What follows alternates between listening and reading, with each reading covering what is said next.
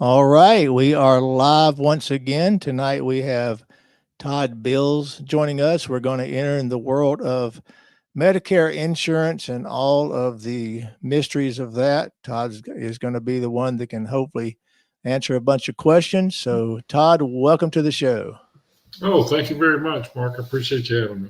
I appreciate your support of participating. And let's kind of kick it off a little bit of personal background. Tell us a little bit about yourself. I understand you've got some children.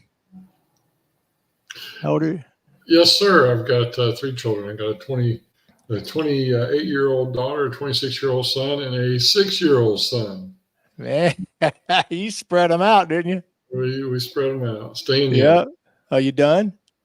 But we're done. that, Yeah, we're done.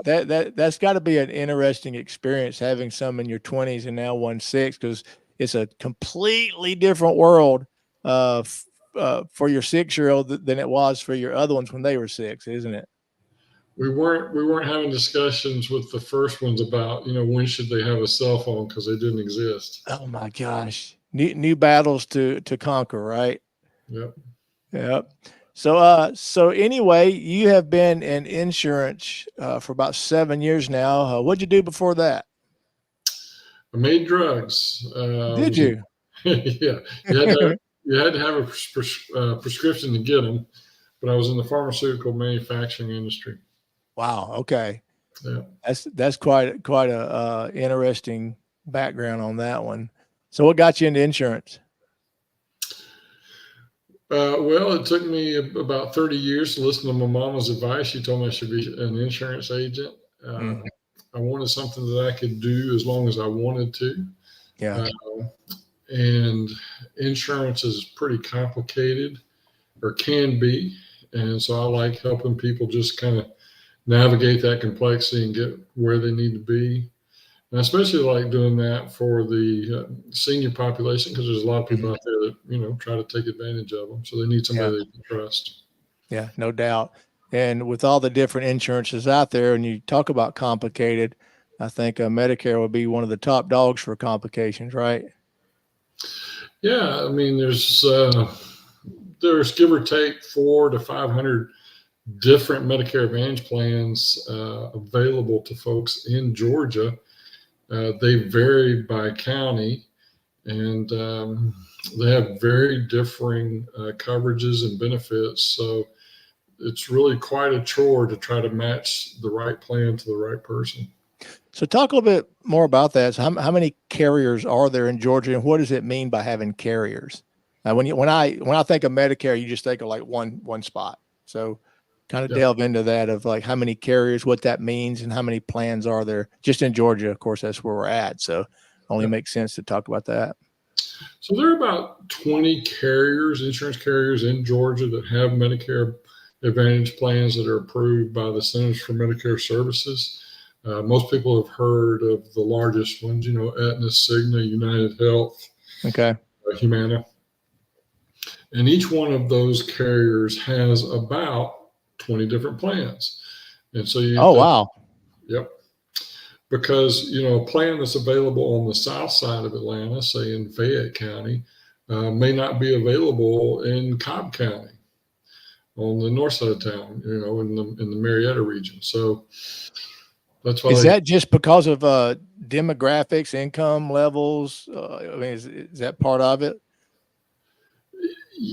yes, and so every plan has to be approved by the Centers for Medicaid Services. I'm sorry, Medicare Services. And when the law was set up, that Mm. was the stipulation. It was going to be on a county by county basis. And so one of the things people don't realize is if you move, you may not be able to take your Medicare plan with you. Uh, oh, gee. True story. Like, so you say you move to another county over. If it's different, you may not be able to keep your plan. So you just got to reapply, start over. So when a person moves, it creates a special election period for them. So they will have a period of time where they can Mm. choose a new plan if that plan is no longer available in that county. Um, a lot of times, if you're moving, say, a county over, and if you're with one of the larger carriers, there's a pretty good chance your plan will be portable. Mm. Um, if you're moving several counties over, or if you're moving to a different state, chances are high that you'll have to change. Okay. So with all of that, how does a person pick the right carrier? Obviously, that's the advantages of using someone like yourself Yeah. that specializes in it. So for those people that don't do that or even know they can, how would someone pick the right carrier? What would an individual do if they did not reach out to someone like yourself or didn't even know they could? It's pretty tough. There's a couple websites that they can go to. Healthcare.gov is one, and you can put in your zip code, and it can show you the various plans that are available and the different benefits. One of the things, so as an independent broker, we have affiliations with marketing companies. One of the largest marketing company is Integrity, Mm. and that's who we're affiliated with. And as such, they compile all the plan data for us. And so, what we can do for folks is we can look in, we can look at their doctors, their prescriptions, the conditions that they have, and we can put it in our software, and the software will spit out, here's who we think is the best carrier and the best plan, based on your own personal needs. Mm. So obviously letting the computer do the work versus trying to read through 30 pages of 400 different plans to find the best one is a lot faster and a lot easier. Right. What would be some of the biggest mistakes or that you see people make when they're trying to go out there and do it on their own? Yeah. Well, I think first off, you need to get over being educated about how it works makes Mm-hmm. a huge difference. Working with someone like myself doesn't cost you a penny. Mm-hmm. We get paid by the carrier. The Centers for Medicaid Services, a federal agency, dictates the maximum commission any carrier can pay. So it doesn't matter who we place an individual with, what we get paid doesn't change one penny. So we're truly on the same side. I say the biggest mistake. So I think the first biggest mistake is to try to do it on your own. There's no Yeah. reason to do it. Another big mistake is just not. I see people that are eligible for additional help, Medicaid being an example, and they don't know how to apply. They Mm-hmm. don't understand the process. I think a lot of people think that it's all or nothing, when in fact there's actually 9 different levels of Medicaid eligibility. Okay. So obviously during the intake process, someone's assets is what allows them to qualify or not qualify or get to where okay you make too much there, so there's this plan available. So obviously, is it all based off of income and assets? Right. What about someone of course older, and they are looking for, I guess it'd be supplemental, you know do they, if someone goes about and sets up a trust and protects their assets, and I know there's I think a 5-year look back now, is that Yeah. correct?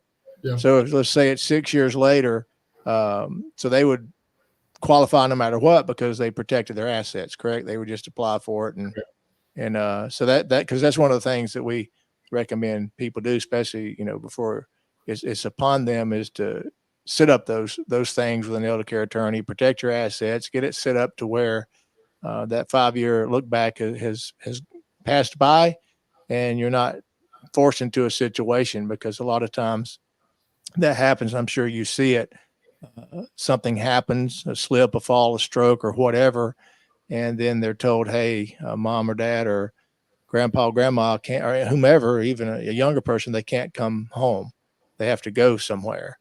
Mhm. And then it's like, what do we do? So, I think we're all in the same boat with that, of trying to get people to, just like you're saying, you don't charge anything to help people do this. You get paid by providing them with a plan for them. So with all that said, how often should someone review their plan, since things are always changing? Great question. The plans change on an annual basis. Typically, carriers will come out in September with their new plans. And so the annual election period will start October 15th. It'll run through December 7th. And I would recommend, and this is what we do with all our clients, is we review it at least once a year. Okay.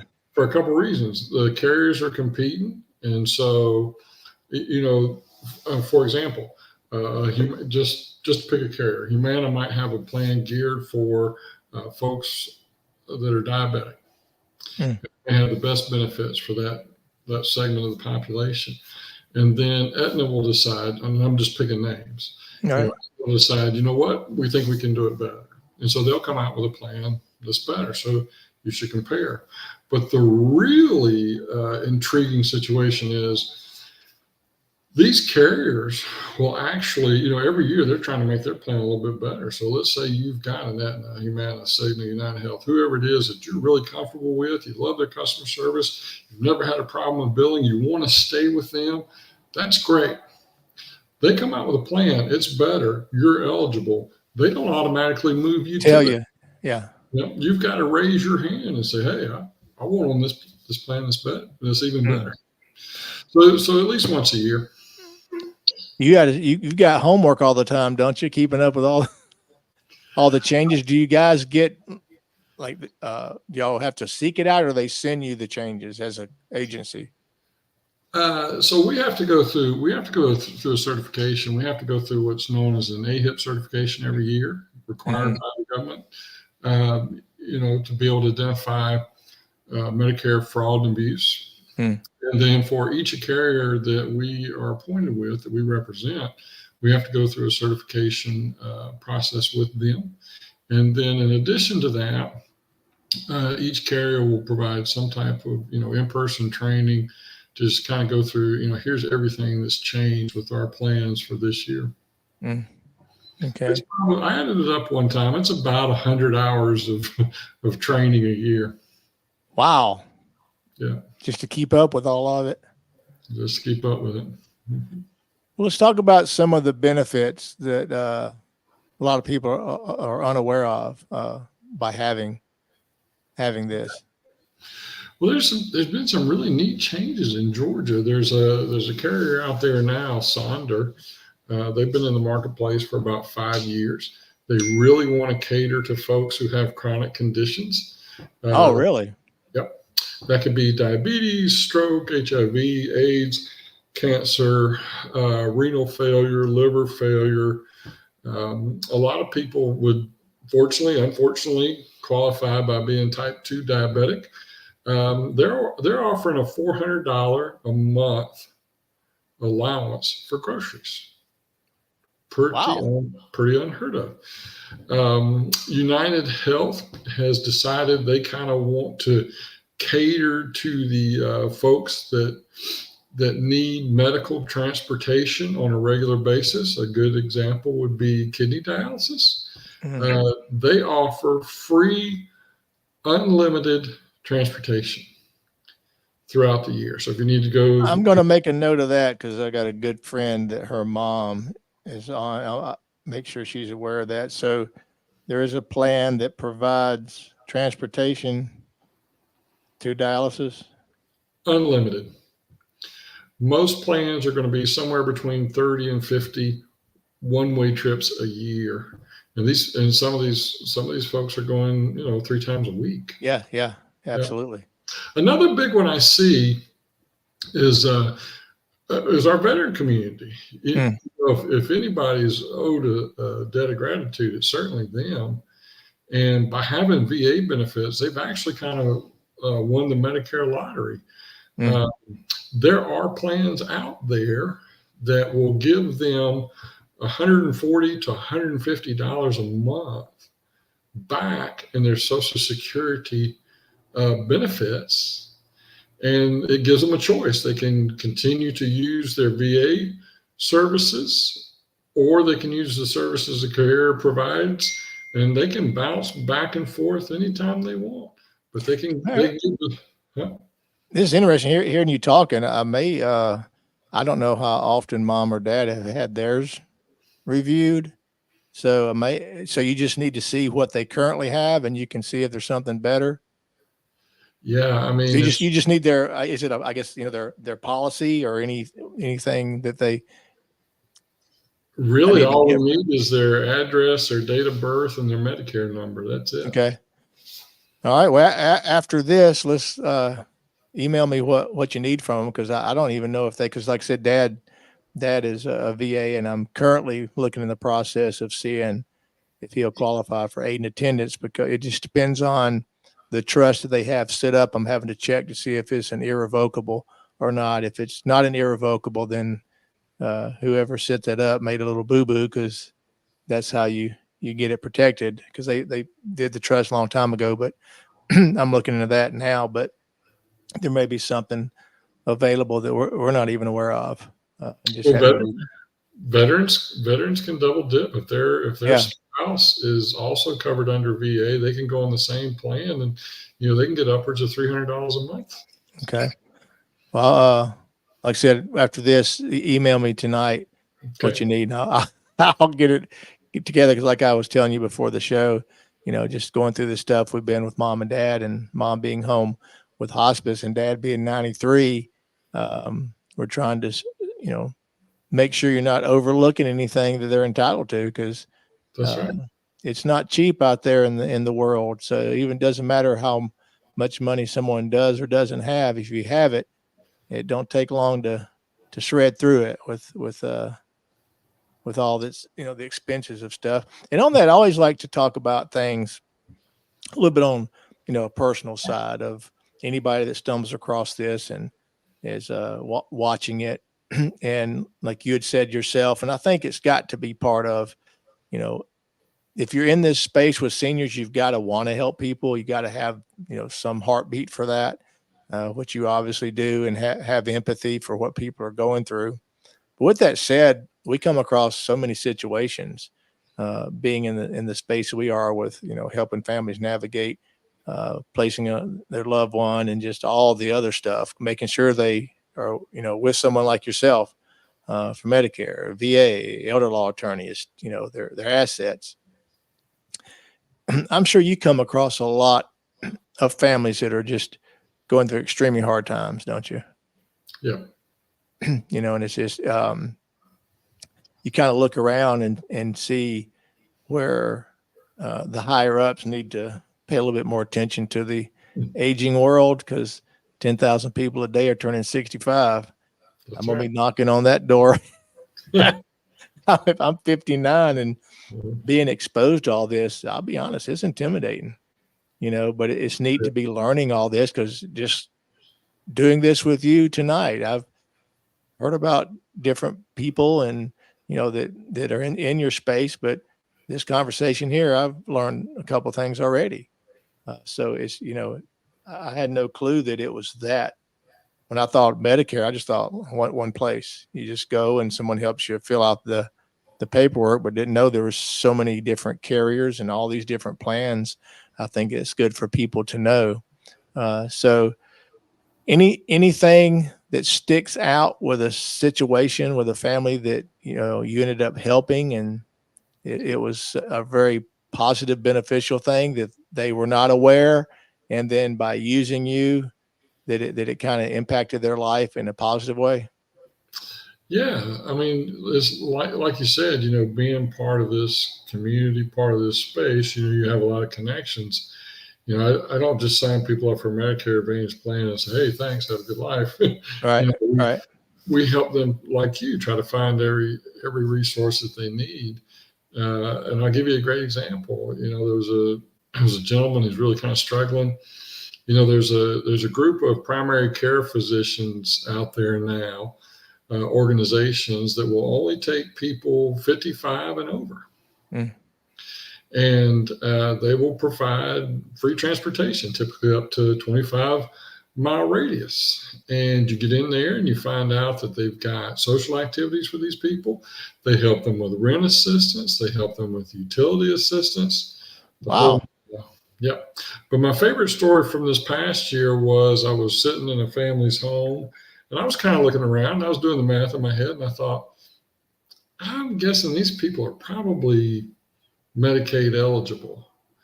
And I won't mention any names, but come to find out, they're trying to squeak by on $900 a month. I said, you guys got to apply for Medicaid. I said, I'll give you the website. So I don't have a computer. I said, you got a tablet? I said, no. I said, okay, well, let's sit down here and we'll do it. And, we didn't get the whole apple, but when you apply for Medicaid, you can also apply for food stamps at the same time. Oh, okay. Wow. I didn't know that. They got $390 a month in food stamps. Now, to some folks, you may say, oh, well, okay, that's not necessarily a whole lot. But for a family that's trying to live on $900, that's a fortune. You add $390 to pay for groceries, it's life-changing. So absolutely. Yeah. Well, I learned another. I mean, I didn't even know they could do that. And so I'll pop this up here. So there's your number. If anybody comes across this and they want to learn more, there's your number there for them to reach out to you. But I really appreciate you taking the time to join me on this and support the channel by putting this content out there. And I always like to leave it open to where is there anything you want to share, say, reflect on, anything? I would just leave folks with this, get help from someone who's independent. Don't call, when you see the ads for Joe Namath or those guys, you're probably going to talk to someone who works for somebody and they're going to try to steer you somewhere. That may be good for you. It may not. But find somebody you trust. Let them help you. Because what I see out there, Mark, is the people that need the most help are the ones that really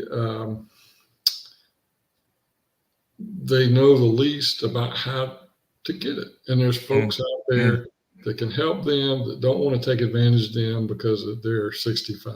So find somebody you trust and find somebody that's independent. We just said a mouthful with that.